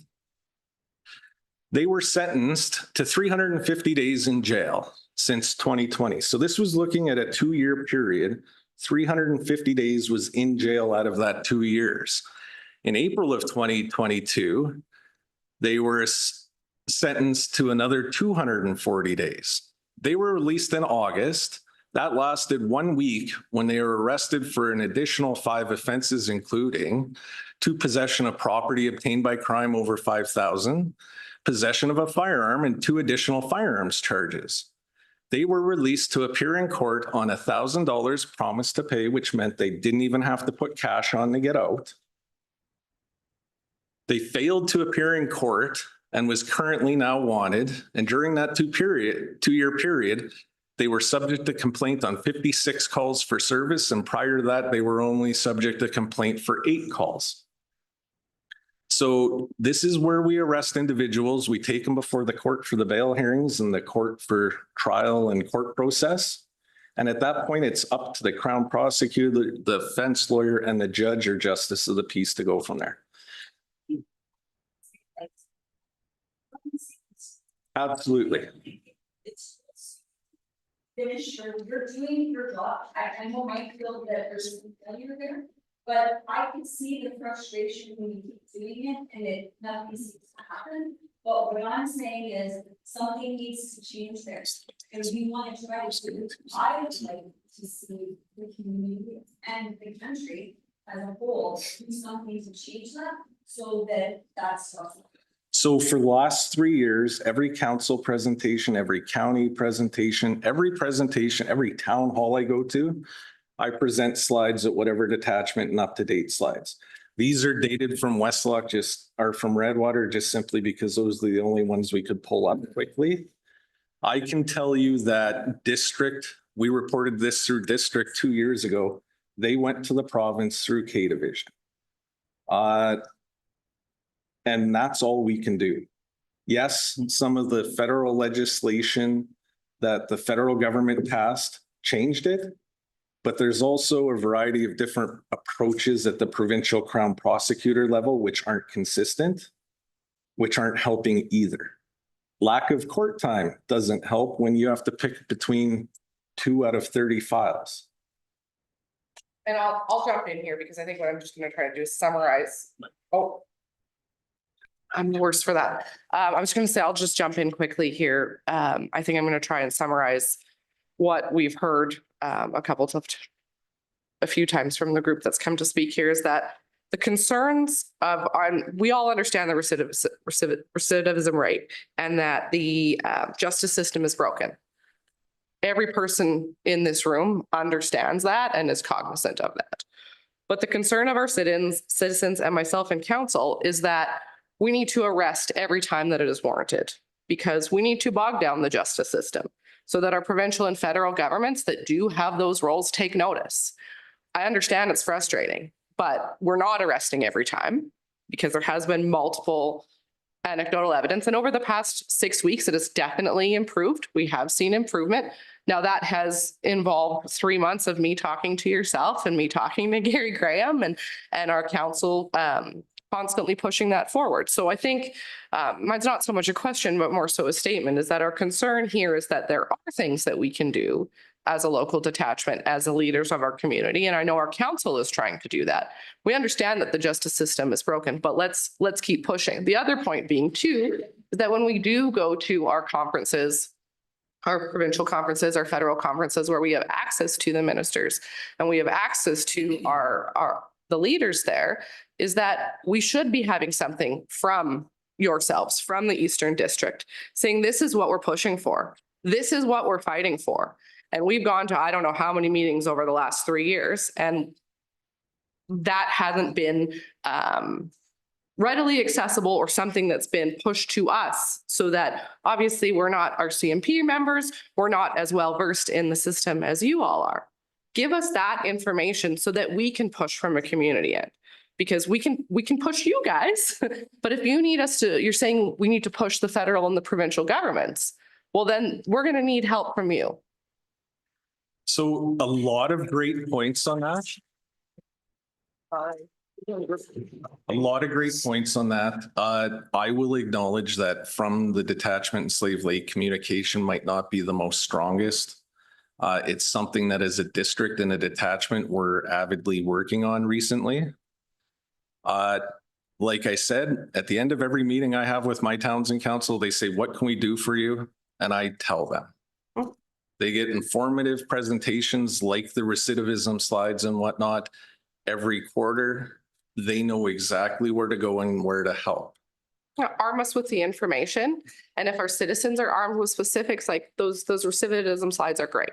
If we can be armed with the information, because then we obviously have a very passionate and very vocal group of citizens with our Slave Lake on Watch, for citizens on patrol, and our citizens have taken a renewed investment in the community and municipal policing. So people are caring, people want to do more, but the direction on how to do more, we need to know where to go. So if it's federal, if it's provincial, what are we asking for? What are we specifically asking for other than saying the system is broken? And I think that's what something doesn't have to be. Obviously, we're not going to solve that in this meeting. And I know others have questions, but that's the type of communication that we're looking for. Absolutely. And like I said, we'll be the first to admit it hasn't been great at times. It's something we're actively working on addressing and fixing within Slave Lake. Great. Awesome. So I might just throw a comment in here. So you were asking about what we can do for as a detachment commanders to go forward. I am the detachment commander in Athabasca, and I'll tell you, I had a meeting today with the chief crown prosecutor for the province, and going over stuff like this with them and saying how disappointing it is. The system is letting us all down. We wear it. The RCMP wears it in the community. The crown prosecutors and defense out there, they don't wear it like we do. We live in the communities. I'm passionate about my community. And so I let them have it. And now I'm getting some traction now with them directly. I've gone through what, as Jeff said, gone through the K division here to fight the battle for us, but I'm tired of waiting for it. My community demands more. So we're fighting from a different level here to make sure things happen. And it's not just the enforcement side of things we're looking at. We're also looking at trying to figure out how to do behavior change within Athabasca here. So there are things we can do as detachment commanders here to push for change here. And this is something that I'm going to be sharing with Staff Sergeant Bruins here. So thanks. Oh, you're going to have to go to the mic. Sorry. Otherwise it won't be on the Zoom. And then we'll go back to the line. So the stuff that Mike was talking about, what was happening? You do have to talk into the mic. I'm so sorry. The stuff that Mike was talking to Casey about, the stuff happening, the arrests not happening, that kind of thing. If that happened in your detachment, how would you feel about that? Do you feel like that is negligence? I just want to comment, like, if that is happening, the members should be under the direction. We're not giving any discretion for these guys are on conditions, release orders, whatever. If you run across something like that, by whatever chance something doesn't happen, advise me like right away. Kind of thing. You can either call me, email me. It's on there every day. Okay, we don't have access to online stuff, although I am working on something to do that. At this time, we don't. I'm simple as calling the detachment if there is something like that. But there's no the direction to members is if there's grounds to charge someone, we're laying those charges. It really doesn't seem like that's what's happening. I'm sorry, I'm not trying to be an ass when I say that, but Well, I'm gonna jump in on that. that is how it seems to a lot of the community. And you're not going to get support from your community if that's the perceived, whether or not it's true or not. But you hear a lot of stories about things like that happening. And it doesn't give a lot of people confidence in what's going on. And they'd be awesome to nip a story in, act or not, in the butt immediately. And I am working on that to make that happen online. But I'll go. Yeah, I'm gonna jump in on that. One of the best things that I feel. Sorry to interrupt you, but my question was to him and I did not receive a response. Yeah. I was waiting for you guys to be done. So in my detachment here, we have a habitual offender program, and we follow up on every one of those guys. We're doing curfew checks. We're doing everything. If this is the evidence that we need to provide to the province, to provide the RCMP, to provide all the decision makers on why the system is failing our communities here. So it's important for me and important for my detachment members to make sure we're providing as much information and detailed accounts of what's been going on in the community here. So I'm a huge advocate for making sure things are documented properly and everything is followed up on in every single case. I'm just going to build on that now. One of the best things about our policing system is police have discretion. We get to use discretion. We get to look at what happened. We get to decide, okay, what's. Let me finish, Mike. Sorry, guys. That's, All right. you have to understand our frustration with totally get that's what's happening. And then it's, oh yeah, you blame it on the provincial government, you blame it on the feds. Like, okay, I get it. But the thing is, like, I go to work every day and I do a job, okay? And if things don't get done, I don't have a job, okay? We live in a community with crime that's insane and nothing is happening, okay? And you can do your job and whatever. You catch somebody breaking the law, hit them every single time. And it doesn't seem like that's what's happening. Like Mike's commenting, oh, someone's doing meth in front of the school. No arrest made? Come on. So I'm going to finish my train of thought. Sometimes police officers use discretion as, oh, that's not going to benefit one person, so I'm not going to lay the charge. And they misuse their discretion. At the end of the day, discretion is you've taken everybody into account, the victim, the public, the bad guy, and you make your decision on what's going to benefit all of them as a whole. Sometimes, unfortunately, police officers look at it as, should I lay a charge or not? It's up to me and who cares about the other stuff. That's not right. And that, once again, is something that's being worked on to address. And I don't know that file specifically. I've not seen that file. It's not like, I don't know when that happened. Was that recent? Month or two ago, last week, yesterday? If you want to follow up with me on Monday, I promise I'll look into it. I'm not going to follow up with you on this. This is. I think what would help is like, we have obviously multiple instances, stories that we feel we need to be followed up with as a community. I think the biggest thing would be what metrics can we expect to see to verify that the systems that are being put in place to improve the situation, what can we expect to see? I think it would be helpful. Like there's comments on, oh, we're trying to improve things, but it's talk. That's what it is. Yeah, I can honestly tell you it's not talk from a district point of view. When it comes to last month and a half, district's been fully supporting the Slave Lake detachment, and that's why there's been a change. What does that mean? Well, I'm not going to get into details with you on that. Basically, it means that we called for support from the district because the province is identified into larger areas, right? For common people terms. And we obviously have our members and our staff sergeant that are in our detachment, but there are obviously staff sergeants above that level. And they provide provincial resources that don't always, obviously there's only so many provincial, like the crime reduction unit, for instance, that did come in. And I think that's one of the resources Sergeant Sane is alluding to here is the crime reduction unit came in, but that's a provincial resource. So it moves to where it's needed within the district. So those are some of the types of provincial district resources that can be allocated to us. Thank you for explaining that to me. Sorry, Slave Lake is its own detachment. It's part of a bigger group called Eastern Alberta District, which consists of 27 detachments, basically Westlock east to the Saskatchewan border and Toefield north to the Northwest Territory border. In that, when a detachment needs support, the district will send resources. So I've been heavily involved with Slave Lake since April, and even more so involved since that homeless encampment was vacated. Recently, as of 3 weeks ago, Mark Hall has been brought on board to assist more. And we've been coaching, we'll say, on how to have more of an impact with the resources that Slave Lake has. I can tell you that when I go through recidivism slides with my councils, one of the first questions I get asked is, how do you keep the members motivated and doing what they need to do? Sometimes the members don't stay motivated, and that's not right. We have to do our job, and if we're not doing our job, that just means we're at fault. If we do our job and somebody else drops the ball, that's on them, but at least we've done our job. Sometimes we don't do our job, and sometimes we need to fix that.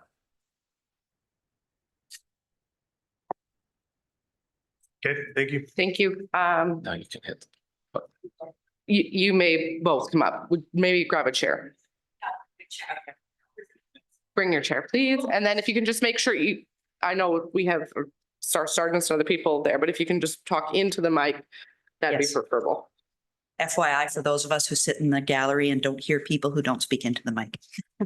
Red light. So Yeah, red light's on, go for it. my name is Lynn Bowes. Hello. I'm a citizen of this community for quite a few years. I've also been recently involved in a couple of the volunteer associations. Last week in your presentation to council, you mentioned this twice, and you also mentioned it today. I'd like you to please elaborate for us on how the RCMP assisted in starting up the COP program, as you've listed it as something that you have part of your community engagement, and you're saying it's something that you succeeded on assisting COP to start up. Well, the goal was to have it brought back to the community. I was here many years ago when we had it 10, 12 years ago. And the goal was to provide whatever detachment resources the people that in the community needed or wanted to do that. So we identified a liaison officer. I know members have gone to a couple of meetings, and I know I believe with you and one other person at our detachment. But yeah, essentially the goal was if the community needs something from us to go ahead and assist with creating that, we're on it. I'm glad to see the program started so quickly. It's awesome. But that's what I was referring to by that. Okay, just because I was actually one of the person that was at one of the first when the COP, the persons who were, I guess, leading COP at the very beginning. I went to one of their meetings, and we did have an RCMP officer there. And then we had a second community meeting where we voted in the board, and there was an RCMP officer there. That was back in April. Up until the middle of June, we had no other RCMP involvement until we requested the meeting for our liaison officer. We had another meeting about 2 weeks later with our liaison officer. And since then, we have not actually had any direct interaction with the RCMP. We had a meeting with Apex Security that the RCMP were invited to. The hope is that with the RCMP, Slave Lake on Watch, Apex, we would have a gathering of the minds, being able to work as a team. No one showed up. Citizens on Patrol had a barbecue just as a community. Hey, let's have a casual thing together. And no one showed up. And so when you talk about community engagement, as a member of Slave Lake on Watch Association, I'm not seeing anything from our CMP. We don't have anyone reaching out to us, just even, after we'd been patrolling for a month. Hey, how's it going? We don't get anything. And so we feel very let down. We feel very alone out there. And you talk about having to try and get more members involved with us. It's very hard when you have members go out and the phone at the detachment doesn't work, or you're phoning somebody in Edmonton who then says, oh, okay. Yeah. Oh. You know, we've had members call in at the beginning of their patrol. You spend 5 minutes on the phone listening, because when you pick up the phone, it's about a 5-minute message for if this is happening, if this is happening. You get to somebody in Edmonton, say, okay, I'm this, and they kind of go, okay. And I don't feel a connection. And when I wanted to be part of all of this, I wanted to work as a team with the RCMP. I mean, obviously, it's not like I'm out there with a little gun or anything, but, you know, I want to feel that I am helping to do something. But if I'm not being helped, we're feeling very alone out there. So couple questions for you, Lynn. 10, 12 years ago when we had the COP program, they would come to our detachment, we give them a briefcase with a radio and a flashlight. Yep. Now and- we've got a and- flashlight on the phone. Interrupt for a second. I understand that it was 10, 12 years ago, but I'm talking about now. I understand that we cannot have direct communication. You're not going to give me an encrypted radio. Quite honestly, that would be a big mistake. But, you know, How often are your meetings then? how often are we meeting? Once a week, once a month, once every 2 weeks? What's the frequency? The board itself is meeting at least once a month. Once But a- in July, we had the meeting with Apex. At the 1st of August, we did our barbecue, just as a kind of a casual get together. Okay, And I can say that Apex showed up at both of our meetings, but no one from the RCMP did. okay. Personally, meet you, I was not aware you were having that. I can promise you going forward, I can have a member there once a month for sure. You need to let us know a little bit in advance. If you want, I can give you my card. You can email me I directly. have your email. Okay. Okay, like I have emailed you because I am the vice president of the board. I've emailed you, I've emailed Ted. Ted says, yeah, I'll let people know. We'll see if we can send somebody. Silence. Okay. And so I think what our frustration lies here, Staff Sergeant Bruins, is that you saying that you guys have done the COP program, like that you have started it, when me personally put in over 20 hours per week throughout April and May to get this going. And then I had to reach out and be like, hey, Officer Schilliker, this is what we're doing. Although I know that you guys were aware that the program was starting. And then since then, no one's checked in, no one's tried to help us in any kind of way. And we have extended invitations, and it seems like the email might get read and then that's it. So again, it's kind of falling back into kind of like where the frustration of the community lies, is that there's an obvious communication issue. Okay. And it's very discouraging. And I know that has been reiterated. Okay. We want to support, we want to help, we want to work with you guys, but it's incredibly frustrating and disheartening when we're trying to reach out and it just seems like it's kind of falling on deaf ears, or that the resources that were promised to us aren't actually being fulfilled. I can definitely get someone to meet with you once a month. That's not an issue. How is the best way to approach that? If you want to call me, come in and talk to me, whatever you want, but if you give me the date, I can get you a member there. When's your next meeting? Well, we just had a board meeting, but it's not even like necessarily every board meeting that we're requesting. It's like for the community engagement, or that like when we are emailing or trying to get in communication, that there is some sort of like reciprocation in that communication. Okay.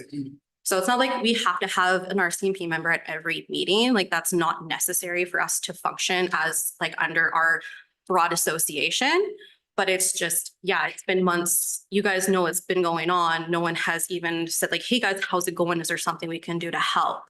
You guys have our information. We provided that with you during our liaison officer meeting.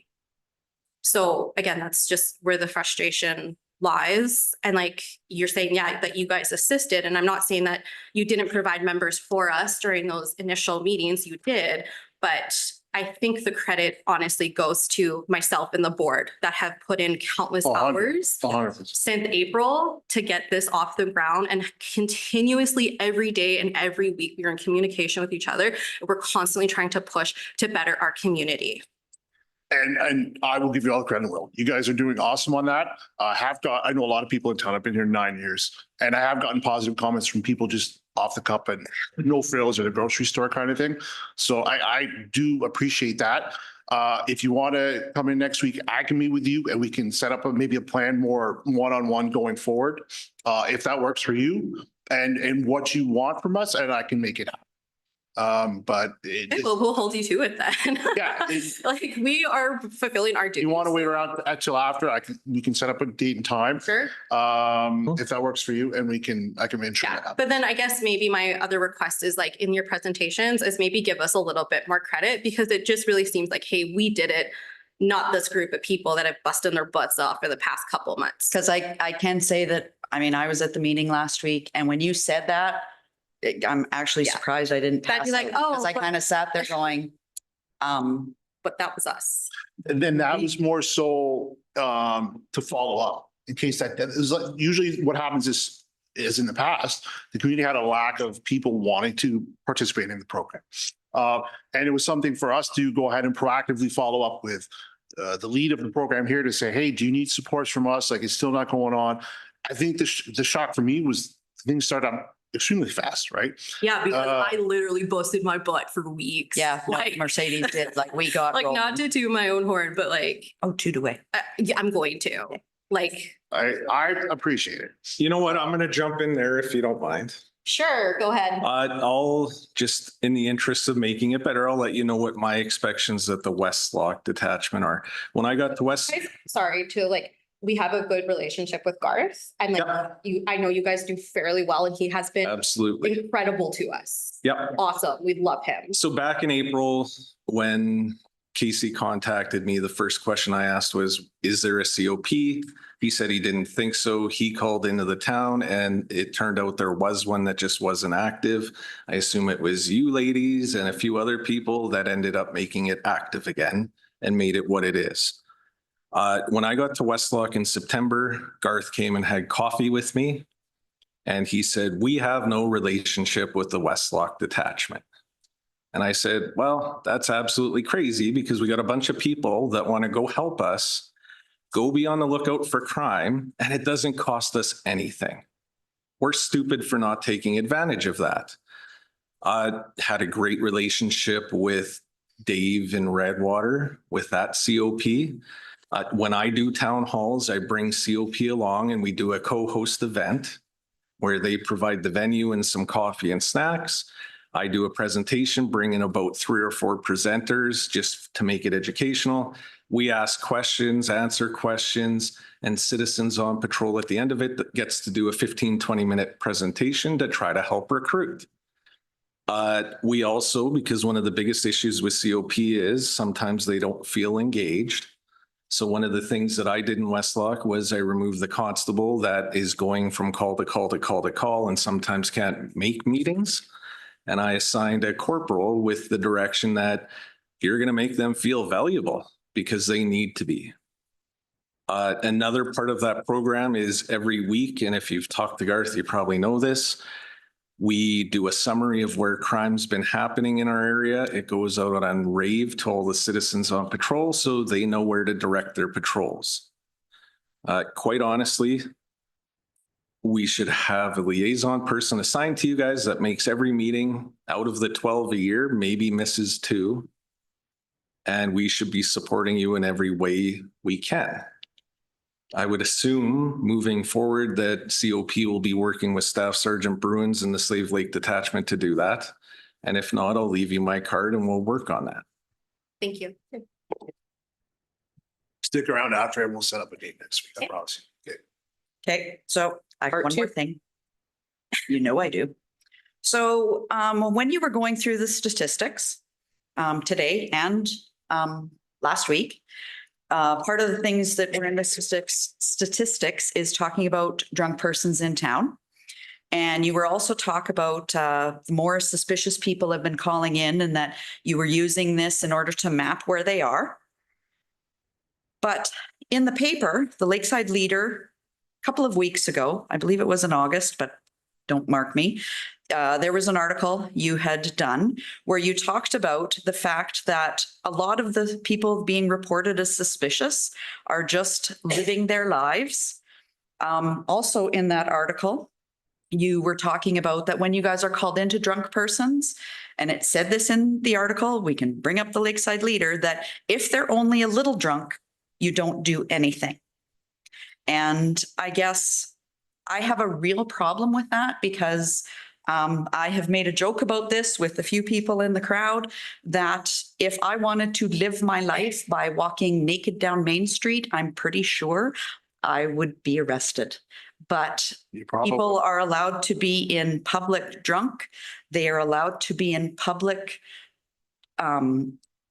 doing illegal drugs, methamphetamine. I mean, you're smoking dope, okay, but methamphetamine, they are doing it in parks, at schools.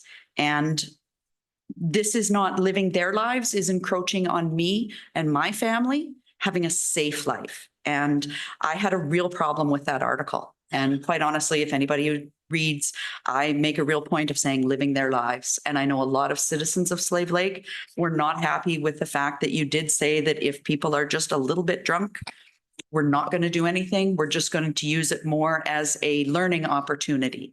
And based on the stats, if we are not arresting people every single time, then it is going to take 50 years in order to get some of these people into jail. So then a couple of things there. As Staff Sergeant Santa alluded to earlier, everything's on a case-by-case basis. And a lot of the suspicious persons files we get are guys walking down the street. I encourage people to keep calling them, as we saw a couple of our recent files where we're arresting them. Guy sleeping in a truck. Yeah, it might not sound, it's definitely not an offense to do that, but is it in a weird spot? He doesn't work at that job. So yeah, definitely those are the kind of files we want and we will definitely investigate.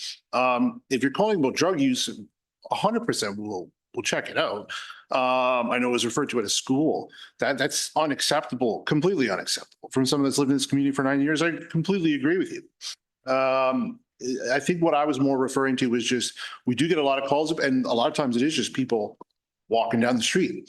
In terms of the public intoxication, we do have a lot of people that consume alcohol here in town. And I've dealt with most of them over the 9 years. In fact, all of them, multiple times. I know the other day I was dealing with someone, I won't mention their name, but I probably arrested them dozens of times. And I could tell he'd been drinking, but he's an alcoholic. He's functioning. He's living, yeah, he was living his life. Having said that, there are people that go too far. And we definitely arrest people. Like if you're unable to care for yourself, we'll either call an ambulance for you, or depending on the situation, we could arrest you and lodge you in cells until you're sober. So it's not we don't arrest people for drinking. It's really a case by case basis, and I hate saying that, but there's a lot of factors that play into it. It's the totality of the situation. So I'm not saying we won't arrest people for being drunk out there. We definitely do. That when I was here as a constable, that was a daily routine. And more often than not, when I come in the morning and I look in our cell block, there is a person in there for us to release when they are sober, right? So we are arresting those kind of people. I encourage people to continue to call those files in because we get good files out of those, and we will check them out every time. If someone calls it a file, a member needs to investigate it. It won't be. It's not acceptable for us to conclude a file if someone's calling about something suspicious and us not investigating. I just want to comment on the arresting and charging every time. I would find it hard to find a chief of police, a detachment commander, a supervisor that's going to tell their members to arrest and lay charges every single time they come across something. Sometimes people make mistakes. Sometimes it's not always the repeat offender guy. And sometimes that's not in everybody's best interest. If we started laying charges for every criminal charge that we came across, I'll tell you right now, within a month, the court system would just collapse. That's the reality. But at the same time, we have to be able to look at situations and say, you know what, this guy might just be stealing tools out of a shed, but that's what's important to the community, and enough's enough. We're going to lay that charge. And I believe that's where the judgment call comes in, and maybe our perspective as a detachment as a whole that comes down from the Eastern District and yourself, and that comes down from the top is a discussion on where that judgment line is. And I think that's why the citizens are calling for arrests every time, because they feel that the judgment being used is letting too many people through. And if the judgment fell more in line to this, we understand. Obviously, you can't arrest every single person. Like you can't arrest someone because they're wearing a hoodie on a bike. That's not reality. However, whatever training needs to happen to make the judgment calls more in line to where we're feeling safe from our municipal policing. And like, we hate to talk dollars and cents, but you and I both know that's $2.5 million from our community. It's 25% of our tax budget. And I get in holy hell every year because of the tax budget increases and the increases for that we're required to pay for our policing contracts and everything else that's going on. So now our citizens are going, hey, we're no longer acceptable level of crime. We no longer feel safe. So that's why there's all the calls and why Michael was very passionate there about arresting every time. We cognitively know you can't arrest every time. But what we want to see then is the judgment calls, especially because we know we always get new members out of depot. I understand that. I really appreciate our members that have been here a long time, but it's a rural community. We're aware that we get a lot of trainees. So if we get a lot of trainees, I firmly believe as someone who's been in management for a while, that there's things that you can put in place to work on that. This is what's important to our community. And I think you would agree with a lot of those statements. Yeah, so absolutely. There's nothing that I disagree with. What I can tell you though is sometimes it strays from where it should be and it needs to be brought back in that track. And that's what we're. So And that's yes, the process we're going through. Right. if it constantly is straying, how are we to go about like resolving that? So in this case of like this fellow smoking a meth pipe in a park wasn't arrested, but we feel that there should have been recommendations for that. Apparently I can't talk. It's all good. What as citizens then is the protocol for us to get that to the proper resources in the best, most efficient way? Like in a citizens on patrol board, like a lot of people do come to us with a lot of different things. I'm sure that you probably understand that from the Westlock division as well. It's like community members, boots on the ground, people come to us with questions and et cetera. So like I like to provide resources if I can too. I strongly believe in going through the right channels to get the things done that need to be done.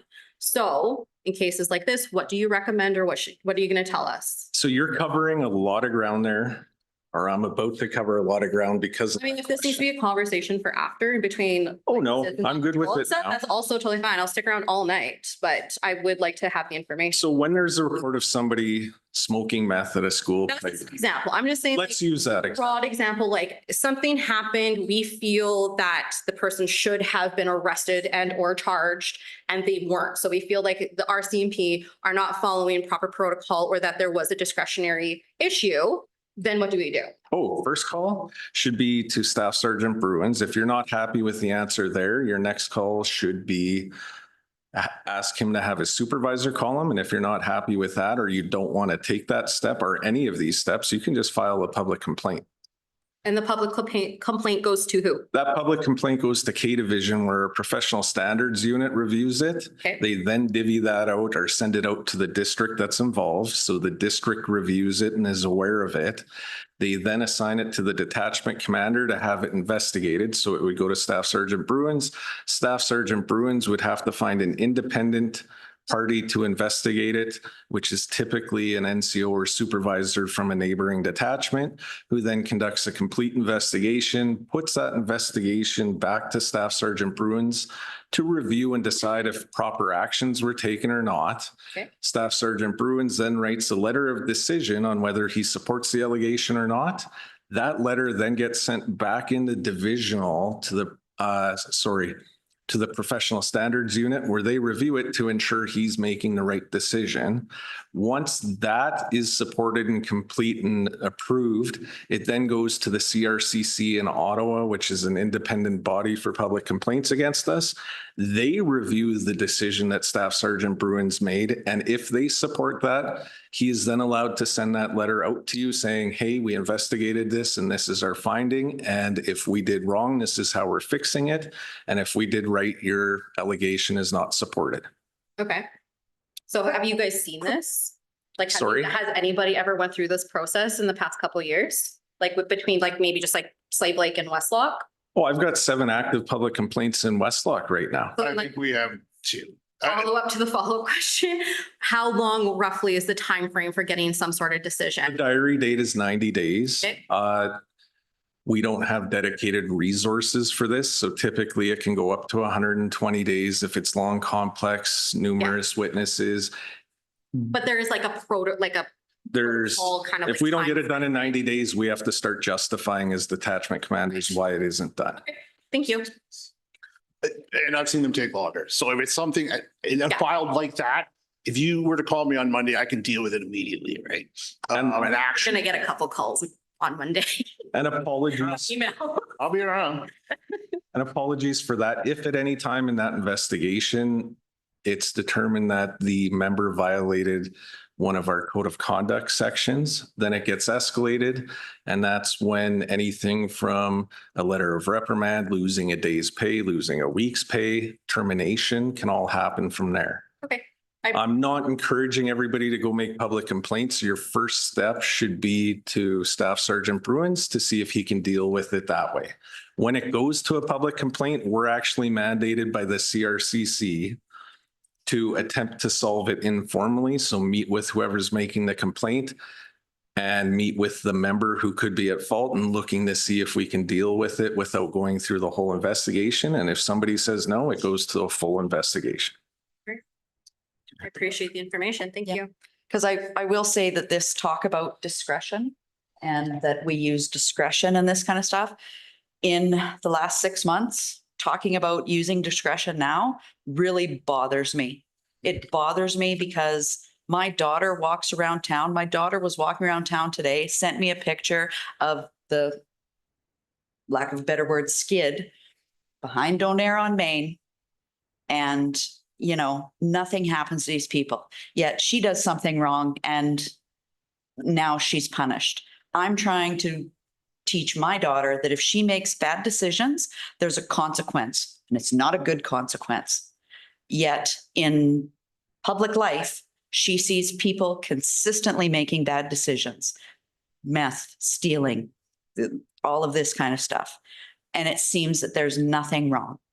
And I don't want my child to grow up thinking that that's right in our society. So I brought up the word discretion, and it wasn't meant to justify the decisions that are being made. No, it's not. It's just something that It- I understand that's something that happens. It was meant, police officers like to use it sometimes when they shouldn't. But like I said, this is something that really bothers me because I am trying to bring up a child who makes good decisions, who is going to be a functioning member of society, contributes to our taxes, contributes to her community. She's watching her mother contribute to her community, and she's watching me hit stone walls because we still have people wandering into our backyards, people scoping out industrial areas, people, you know, harassing elderly or whoever on the streets. And that's why I'm here.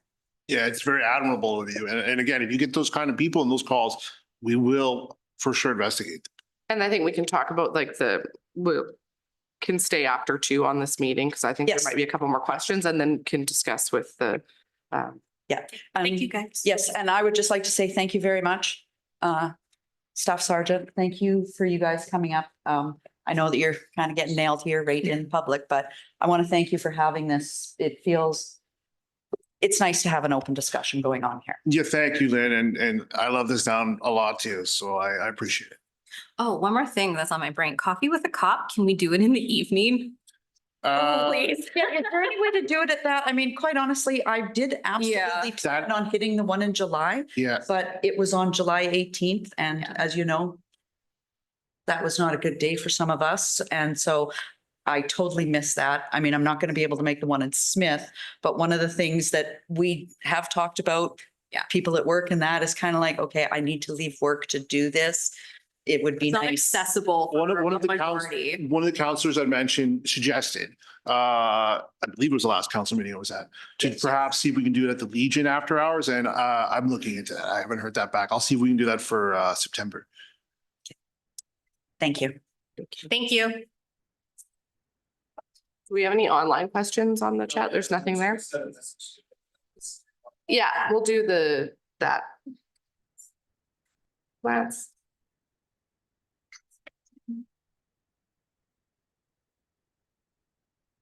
Hi, my name is Lance Moronic. I've been a citizen here for the last 9 years. Kind of listening to tonight, and there's a lot of energy in the room about what's been going on in our town and stuff like that. I think to really put a quick summary on it is the citizens of Slave Lake do not feel like the RCMP have our back.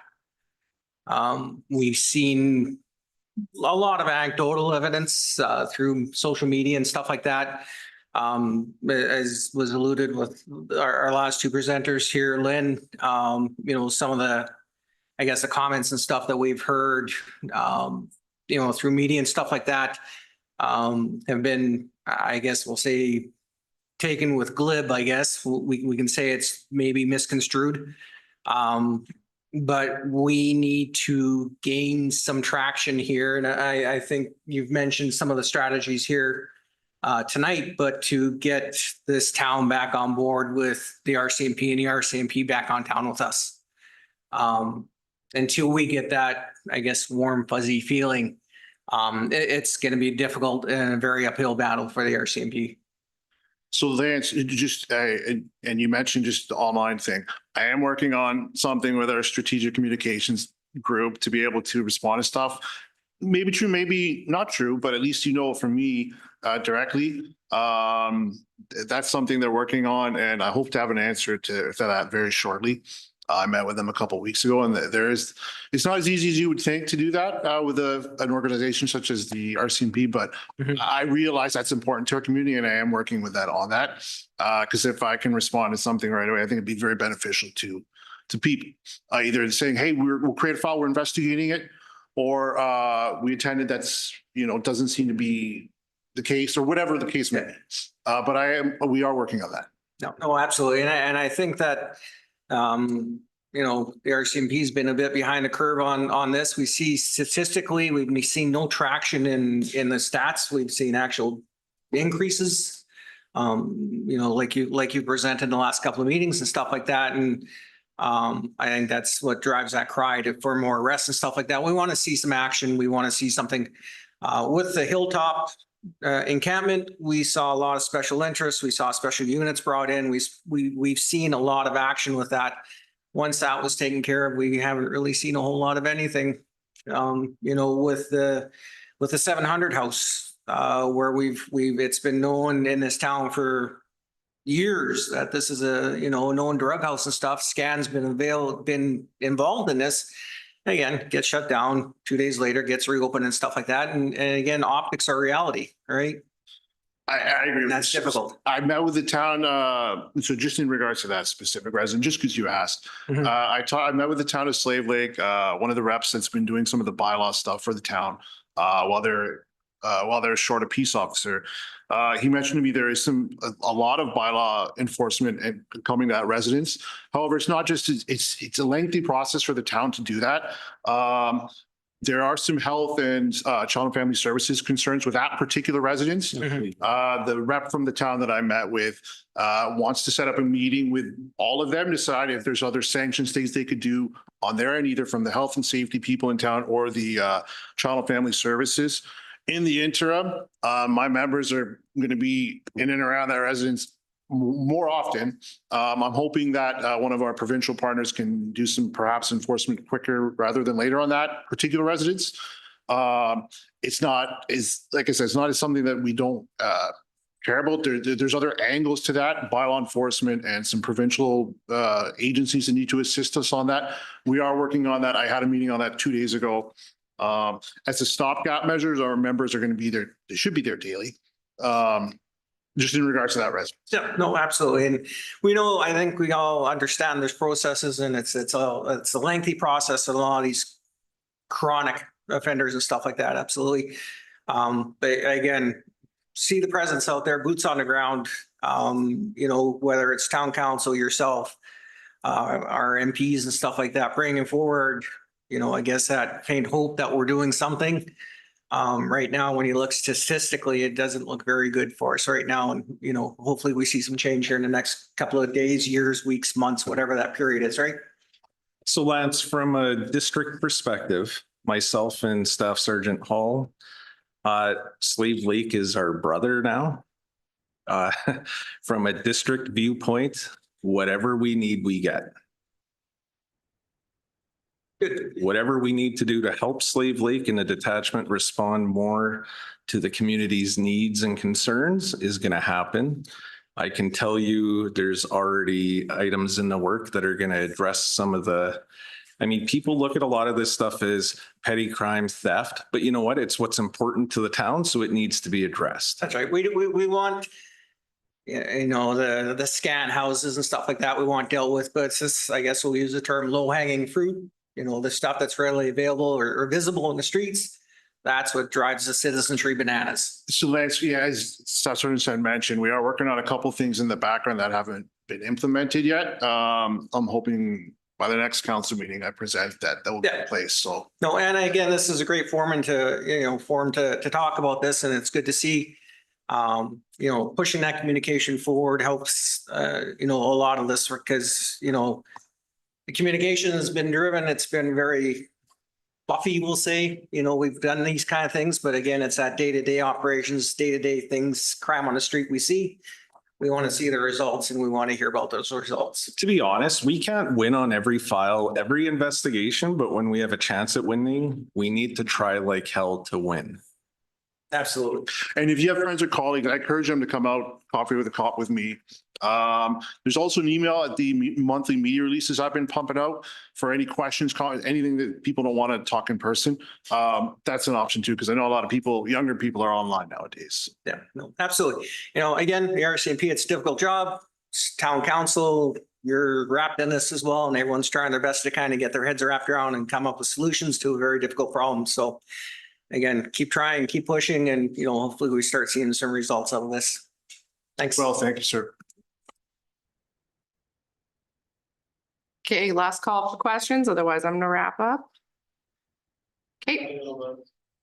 Nothing online? Okay, we'll take this as our last question then.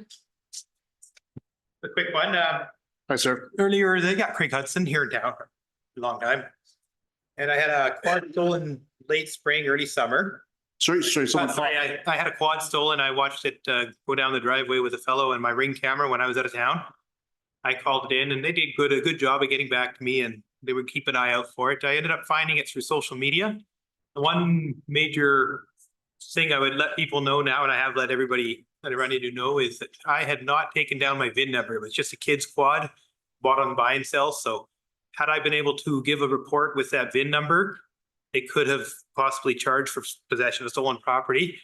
But since I hadn't, that was on me. I was able to still get my quad back, which was nice. But I tell people now, bicycles, especially anything, write down those VIN numbers and it would help you guys and get charges. Again, the option for charges, it's a frustrating legal system that we have to deal with, but that was on my fault. That was my fault. I was unable to help you guys proceed on that one. So I just wanted to, maybe if in your slides there, that was another thing that could be added, is just the recording of that sort of data.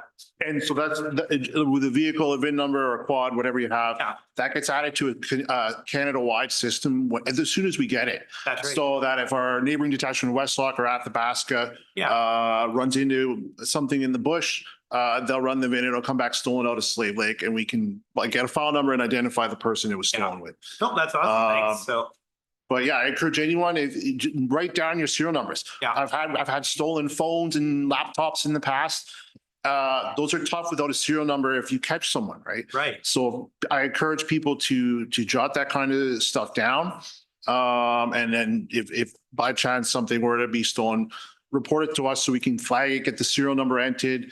And that way, if they pick up a guy up in Wabasca or something, with that laptop, we can pin him with that serial number and charge him accordingly. No, perfect. Yeah. No, well, thank you. And thank you guys for everything you're doing. And this is a great forum. And I know it's contentious and you have to struggle a little through it, but it's great. I think this will really help. So Thank you, sir. have a great day. And I like your shirt. Oh, thank you. Yeah. And sorry, we do have one question online. It's in relation to our Celeste presentation. And she says, we don't, the lady who went over the tips and tricks about cameras, we don't have ours set up the way she said was best. I do know people I do know people whose cameras pick up the street really well, where ours does not. Is there someone in the community who can help us have them set up the cameras better? Well, I mean, I can, if the person were to contact me, I can put him in touch with Celeste, and I'm sure she can perhaps give him a shout on the phone about some tips and tricks. I know, like the things with the natural light that you could tell we're around the town building here, were very helpful. But yeah, if someone in town has something set up, if they want to contact the detachment, we can put them in contact with Celeste to perhaps they can chat with her on the phone. If she wants us to check something in specific in person, she's the expert. She could say, hey, can you go there and just check it? We'll gladly do it. I have Celeste contact details. Do you mind if I share with this resident? Yes, please. And with that, we'll wrap it up. Yeah, just, we're going to stick around, answer anybody's questions if you want to come up to us privately and ask. So feel free to do that. Great. Thank you. Thank you, Frankie. And thank you everyone for coming. I appreciate it.